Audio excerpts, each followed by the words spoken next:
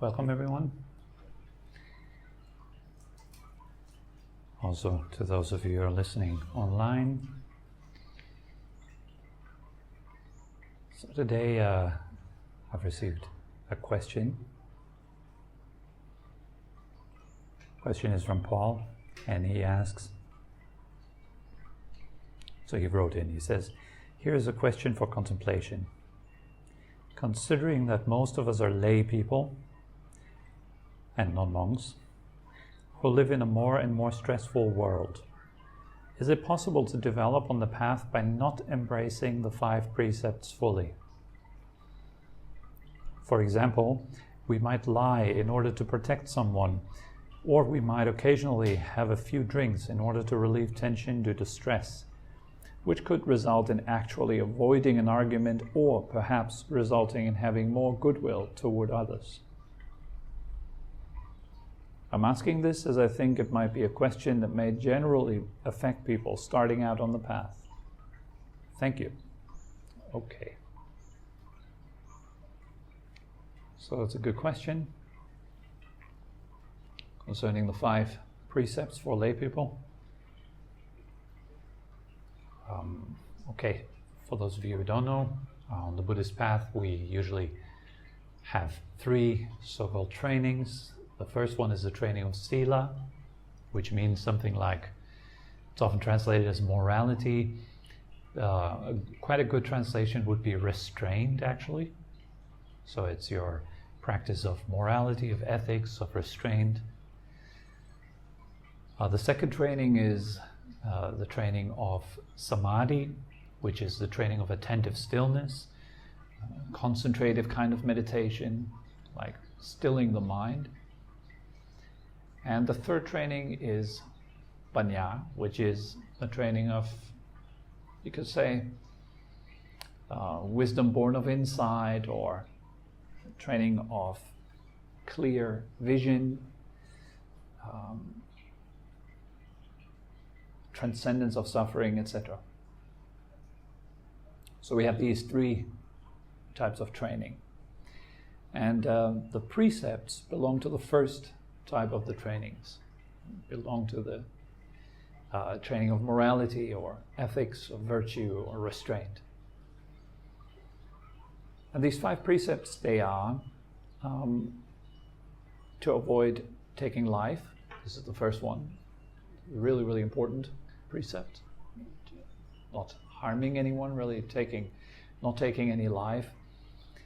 The second is not to steal, just not taking what is not given to you. That is the definition of stealing, taking what is not given. The third one is precept of not lying. The fourth one is the precept of not engaging in sexual misconduct. And the fifth one is not taking intoxicants. These precepts are given by the Buddha for those who are practicing seriously on the path, not as a type of punishment or a type of just a kind of like a killjoy, okay, you shouldn't kill, you shouldn't steal, you shouldn't lie, you shouldn't have sexual misconduct, you shouldn't take intoxicants, meaning you shouldn't have fun. Okay, so it's not given in that context. It's not given as something to prevent you from enjoying your life. In fact, it's given for the opposite reason. Maybe not to say as the opposite reason, but it's definitely not given to take away taste from your life, or fun, or an experience of joy and happiness. It is there to protect you so that you can actually have a reliable, long-term experience of peace, of happiness, of joy, of well-being. Because let's face it, these 5 things are cause of most of the misery in this world. Killing, stealing, lying, sexual misconduct, and taking intoxicants. Let's face it. Or someone says, or might say, well, it's fun to do one or the other one of those things, and it gives me a short-term kind of relief. We then disregard what it creates in the mind, and particularly what it creates on the long term, in the long term. So there's many of these kind of examples of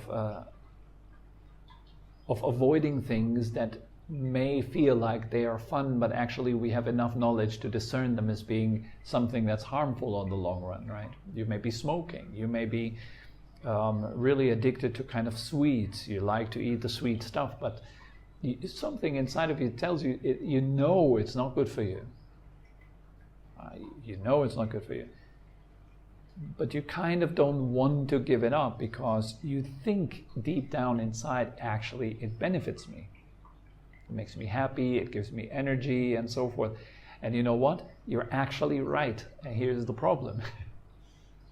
Right? It does give you energy, yes. It does feel like fun, yes.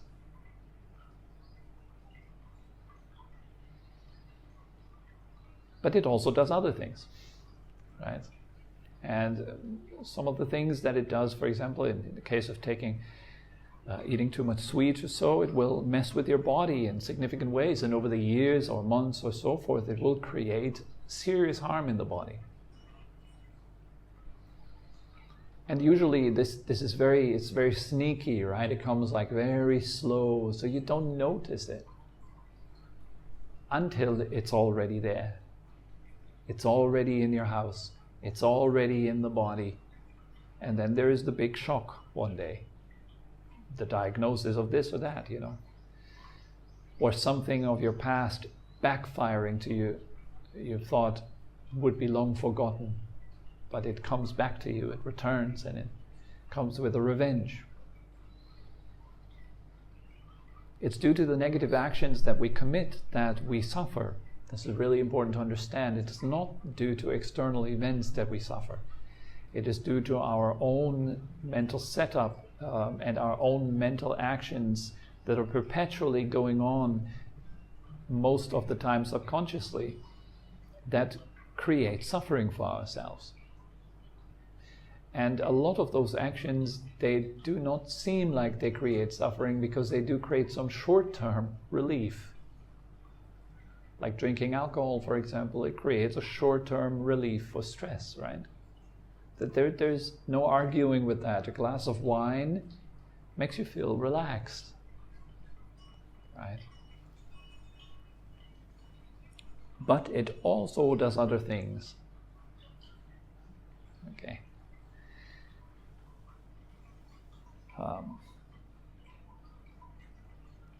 Having sex at the wrong time or in the wrong place may feel thrilling, may feel nice, but it also may lead to a lot of trouble. Lying may feel safe, may feel like it will protect you, but you don't know the long-term consequences of it. The disappointment, the pain that you cause other people and yourself.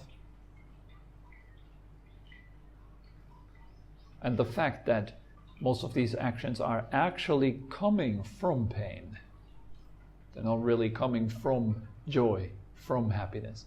They're coming from pain, killing, stealing. It's all a result of a person that lives in some sort of pain. Otherwise we wouldn't commit these actions. Lying.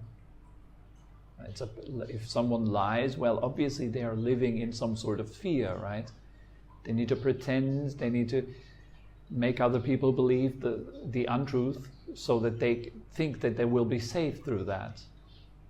Sexual misconduct, it feels fun, but it also is a result of a certain type of restlessness, and very often it's supposed to fulfill endless kind of needs, fetishes, perversions, etc. And it leads to a lot of trouble afterwards.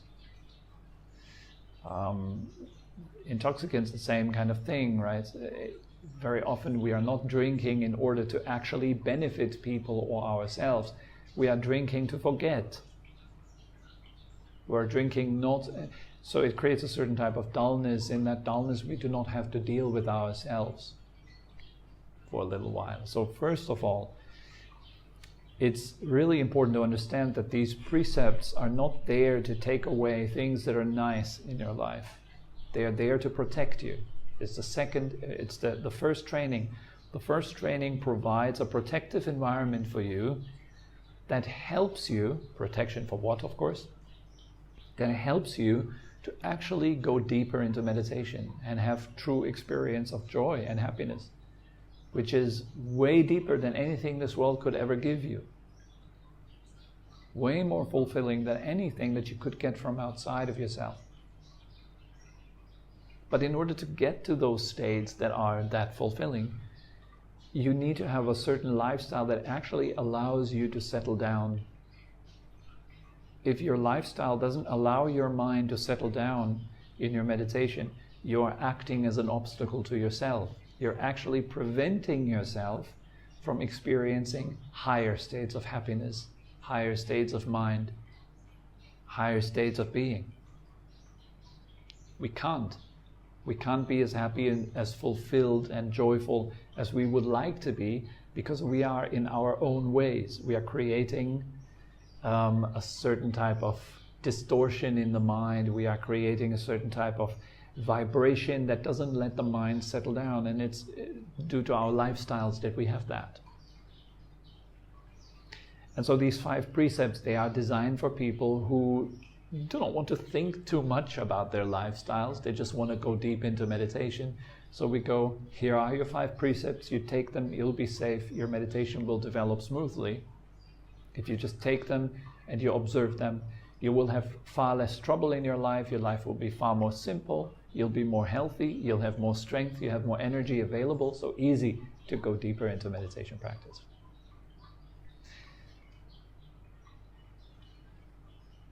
Now, may be the case that you say, okay, I just am ready to take 4 only of those precepts. Fair enough, that's good. You say, I want to still drink a glass of wine every now and then. Okay. Not a big deal, right? There's no problem with that. Buddha is not going to look down upon you for making that decision. The saints up in heaven, they're not going to look at you and go like, oh my God, he's lost his path. Poor soul. It's not going to happen. Yeah. It's about different things. It's about what you want. It's really about what you want, right? It's not about holding the precepts so that you'll be looked upon a certain way, or that you'll be finding approval, or that you will be loved by your father figure, your teacher, or whatever. So you'll be the good boy, the good girl, and you take the precepts, and now you're part of the good girl, good boy group called the Buddhists, okay? So you're not an outsider, you're not abandoned or so, okay? You're now kind of part of something, and nobody really wants to be an outsider. We all want to belong. And so, good. These precepts then put you into the group of people who practice those 5 precepts. The way I see those 5 precepts is much more like a mechanism that may serve me, and that I would only apply then when I've truly understood through experience the obstacle that the precept protects me from. Meaning, I'm sitting down every day, okay? I'm doing my practice every day, and during my practice I'm looking at the quality of my mind, and I see very clearly, okay, my mind is in this and that state. It's super nervous today. So I'm looking, what did I do yesterday? Like, I'm waking up in the morning and I'm sitting down and doing my meditation practice, and the mind is unbelievably restless, nervous, way more than the days before. So I'm looking, what did I do yesterday? Okay, I had a glass of wine, and then I watched 5 Netflix movies in a row. And then, I had sex, and then I had food late at night. Okay, now I understand why the mind is in that shape. The quality of my mind measurably fell down. Now, a person that is not training their mind at all would not notice this. You wouldn't notice it. You just feel a bit hungover, you just feel a bit weaker, but you would not even question it. It's like, okay, what did I do? Okay, my life quality just went down a little. I paid for what I did yesterday with lower quality of life. Okay, I see. Let me try next weekend, maybe instead of watching 5 Netflix movies, to just watch 3. Maybe let me skip sex for the weekend next weekend and have no glass of wine or half a glass of wine. And maybe not eat dinner that late. And okay, I do that. And I notice next morning, oh wow, the quality of my mind's still shaky as hell, but it's a bit better. And as I do that, week after week, month after month, day after day, I see clearly, okay, there's a causality to how I feel. If I do this, I feel like that. If I do that, I feel like this.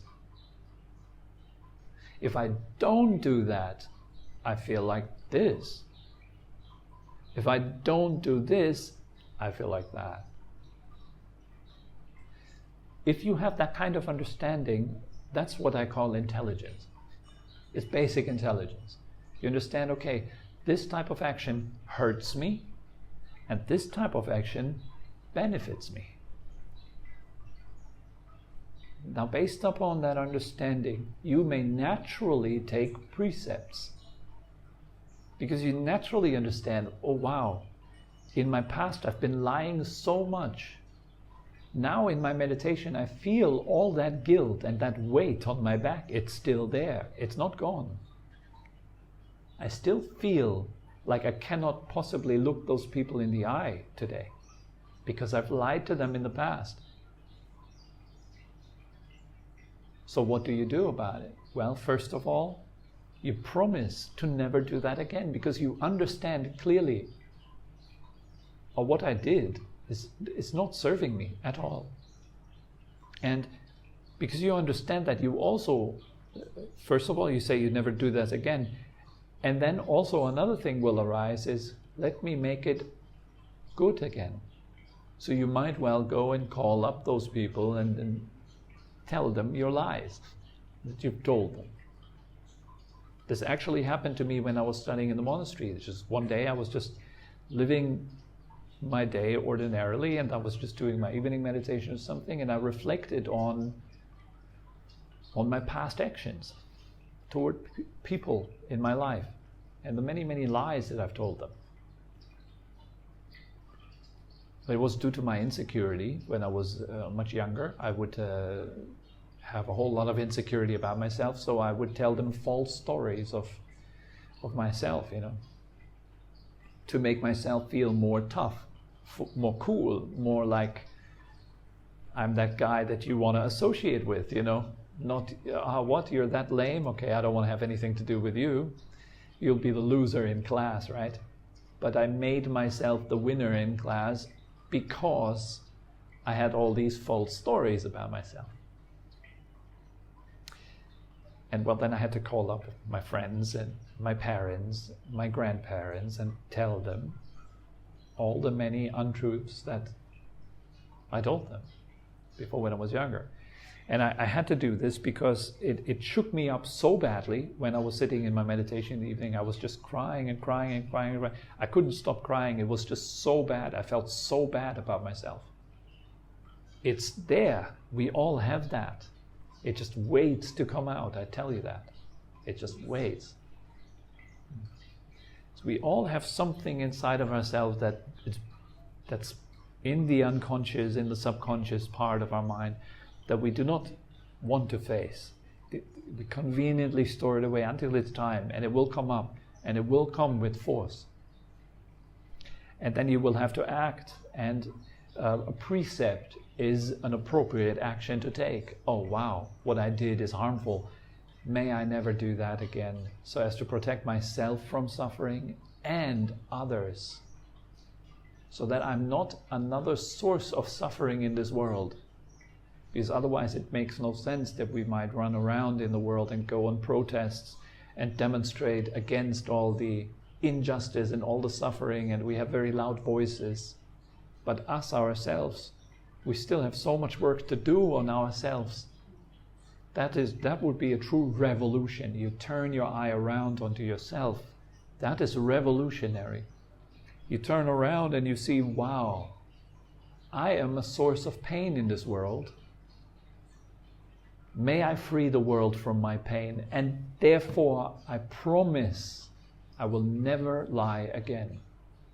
Or I will not lie again for the next month. Or just for today, I will refrain from lying. And the opposite, I will train myself in speaking the truth, in thinking the truth, and in feeling the truth. So due to the understanding of the downfall that comes from not having such a promise within yourself, from not having a clear understanding of causality,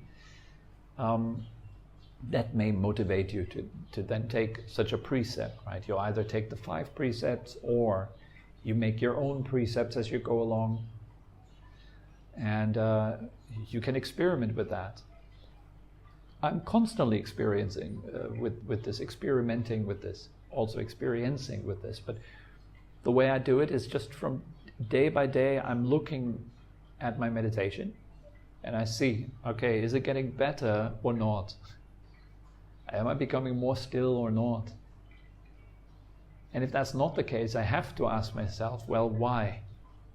And if it's getting worse, I also, of course, I have to ask myself, why?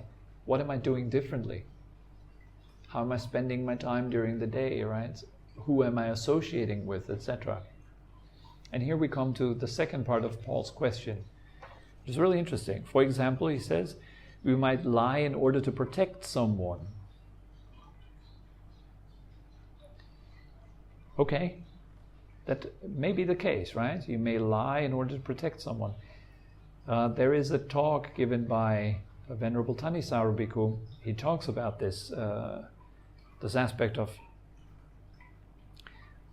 someone else, I think, is asking him a question along the line of, well, what if you were in Second World War and you were hiding Jews in your home, and a troop of Nazi soldiers would come at your door and bang and say, are you hiding Jews?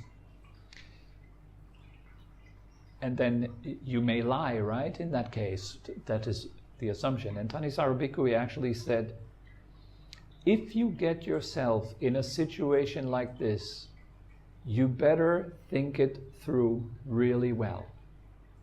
So meaning, you need to know what you will say to those soldiers in front of your door when they come, so that you are not lying and at the same time protecting those you are trying to protect. So you need to find a thing that goes together. It doesn't have to mean that you have to lie.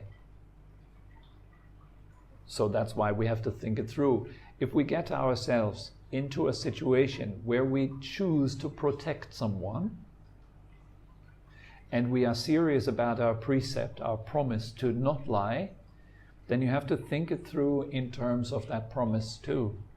You have to consider that. So I'm now protecting someone. How can I do that without lying? How can I do that by telling the truth? Here's a misconception that a lot of people have. Not to lie means going out on the street and telling everyone whatever you think. That's not telling the truth. That's just being crazy, right?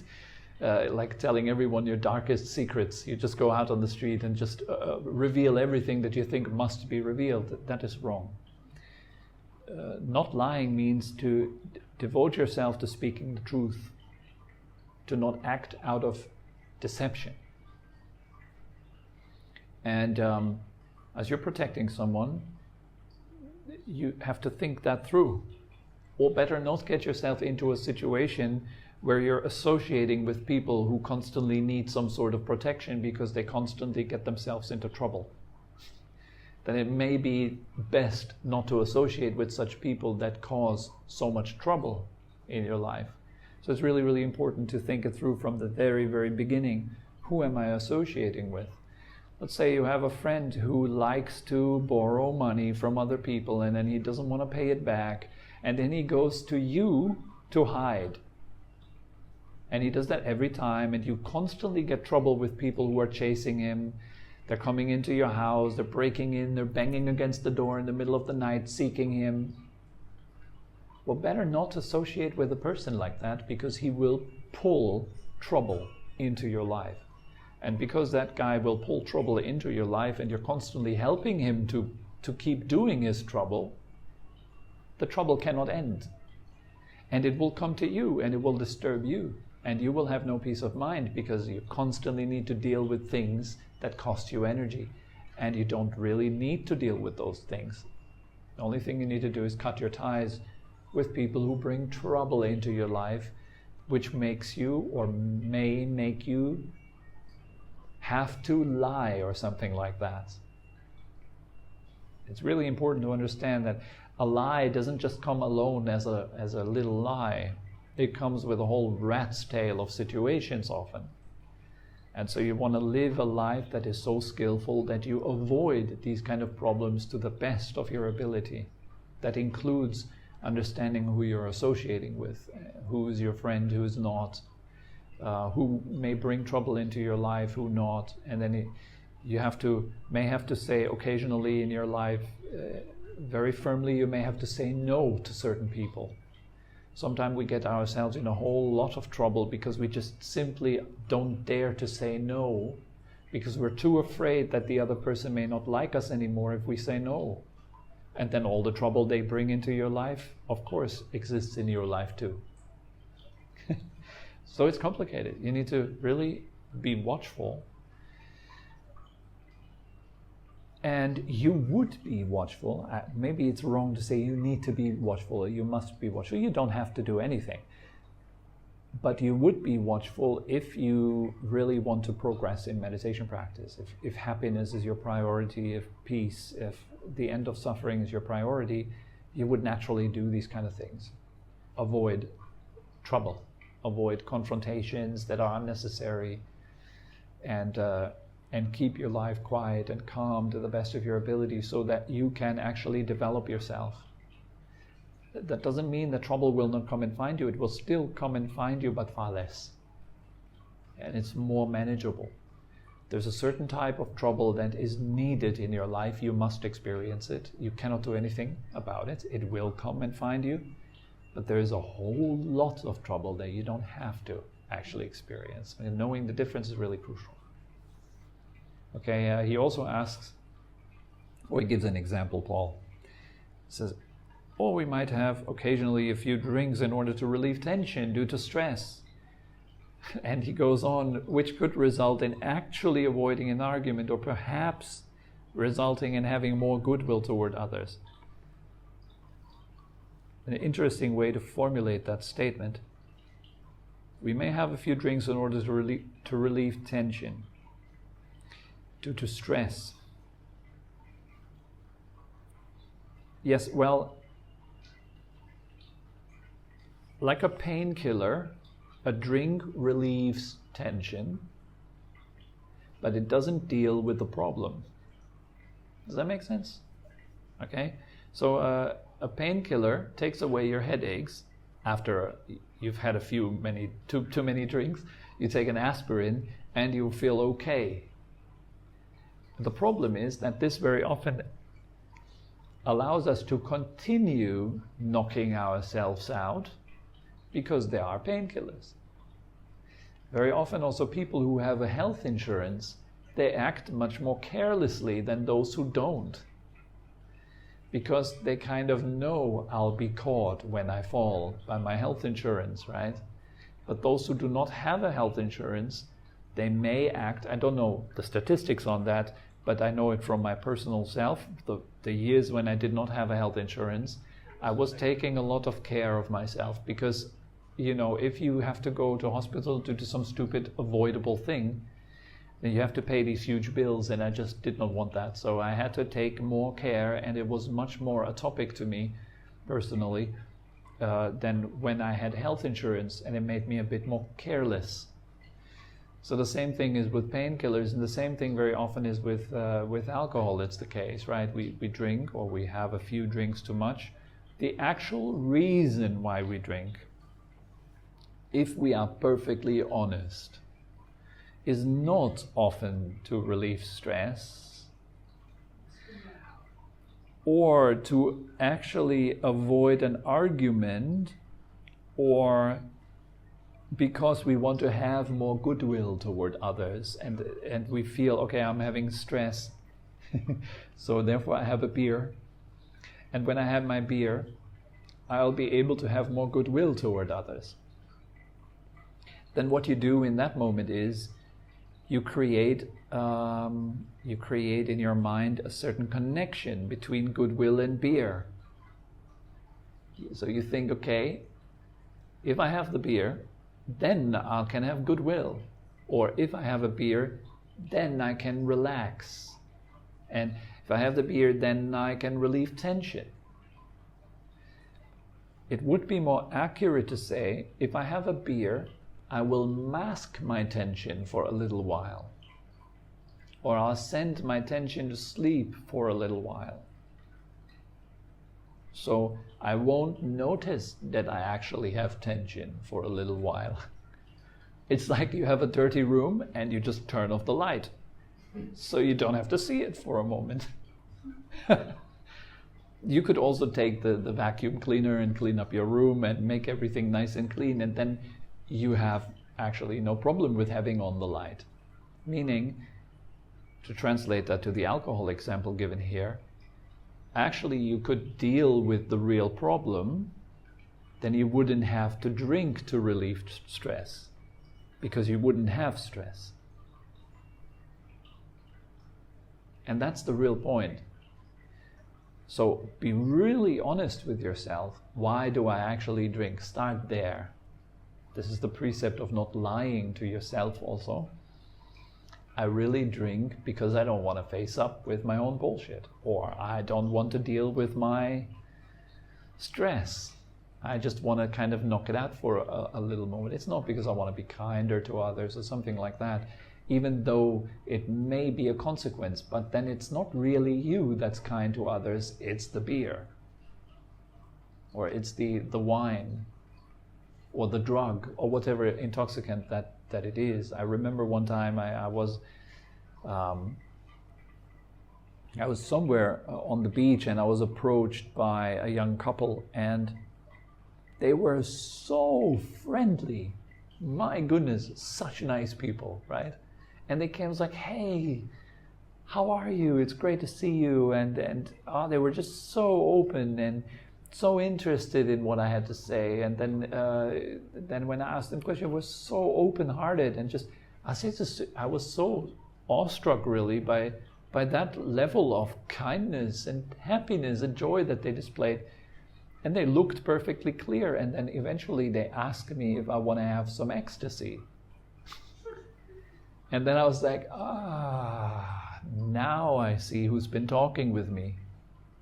It wasn't them. It was a chemical. Yeah. And so that was a bit disappointing, really. It was like, oh, that wasn't real.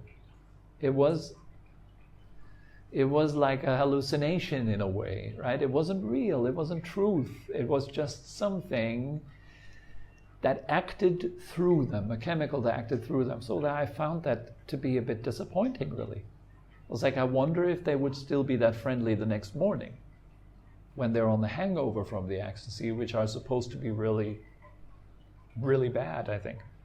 Like people often have like severe holes of depression after taking MDMA or ecstasy or something like that. So I've heard. I don't know from my own experience. So, drinking alcohol to relieve tension due to stress. It's not really relieving tension, just as much as turning off the light in your room is not cleaning your room. Once you really understand that, you may drink less for the sake of actually furthering the work that relieves real tension. Meditative work, for example, the spiritual path, where you directly work with the source of tension and you release right there.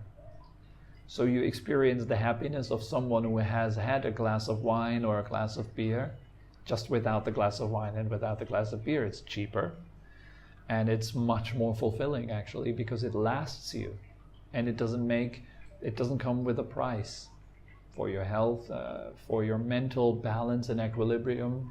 It actually enhances all that. So it's a more direct path.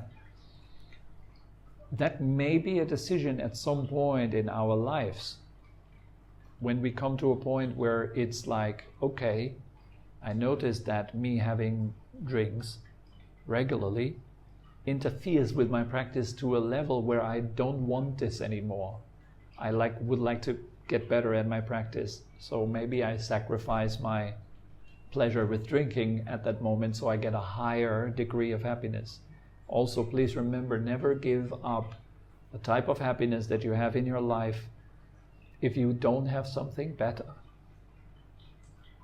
So you don't want to give up your alcohol or your glass of wine or your beer or something like this if you have nothing, a better alternative in your life that you can pursue, that you can grow, and that you might have even experiences with. Because then the giving up is very solid. It may still hurt a bit because you're giving up an old habit. So you may still feel like, how can I possibly be happy without my Friday beer? You can. This is a great discovery, you know. How can I possibly be happy getting up every day, including the weekends, at 5 a.m. and doing my meditation in the morning? Impossible. I love sleeping in on a Saturday.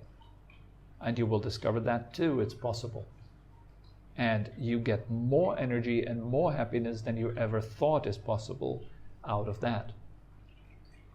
And so you make little adjustments according to your capacity. Please remember this, according to your capacity, not according to what someone tells you should be doing. You should not drink, you should not have sex, you should not do this, you should not have that. I'm not too sure about that.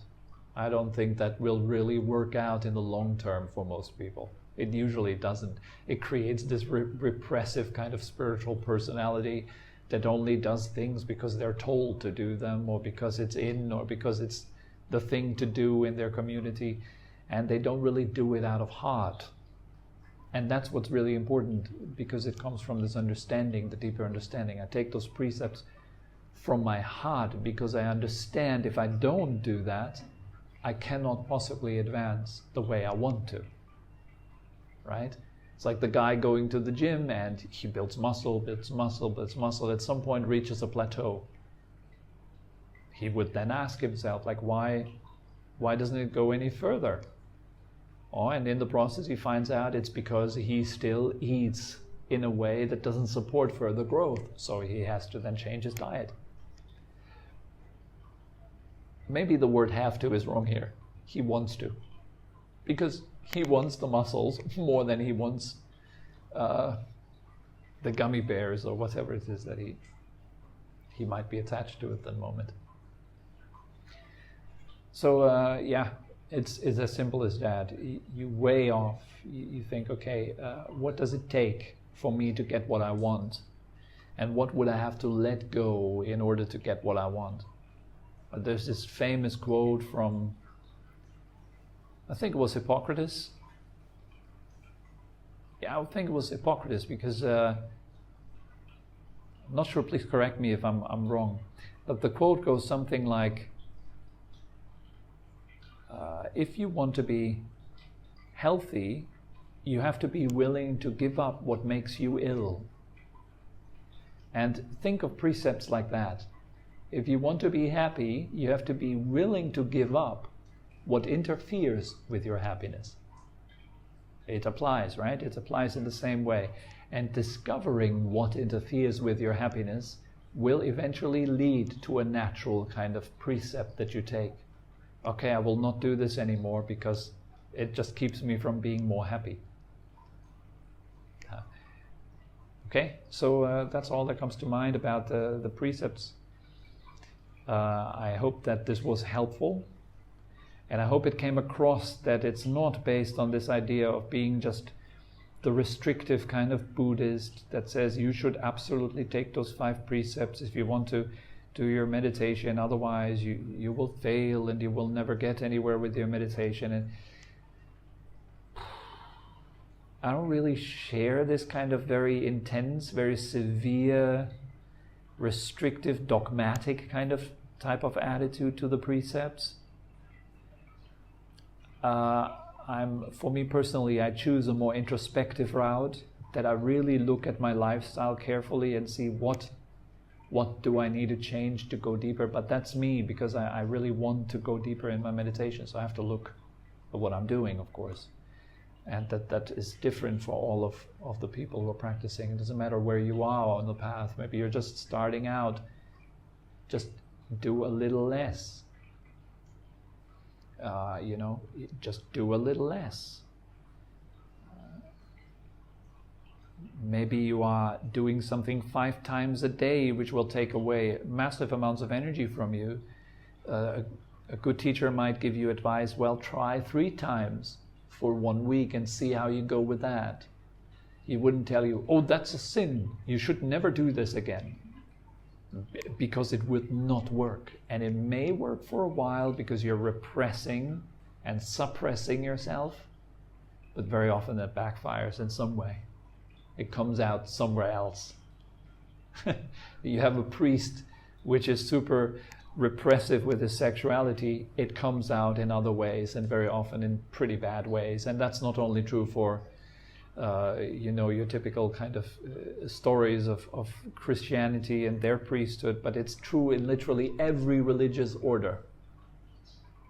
Whether you're looking to Buddhism or to Christianity, if people repress the sexuality and have no better alternative and don't cultivate their mind so that they get the same kind of joy without their sexuality, it will come out in some other way. So it's really important to do it right and to do it carefully and to pay attention. Otherwise, it may well bite you into the back at some point. Okay, anyways, I think that's good enough for today. So all of the people who are listening to this, I wish all of you a wonderful Christmas and a Happy New Year to both of you too. And all the best for the transition to 2021. And of course, lots of fun and success and progression with your practice, getting deeper into it, discovering the light that's within you and sharing it with other people. Okay, thank you very, very much for this year. Spending it together with you. All the best.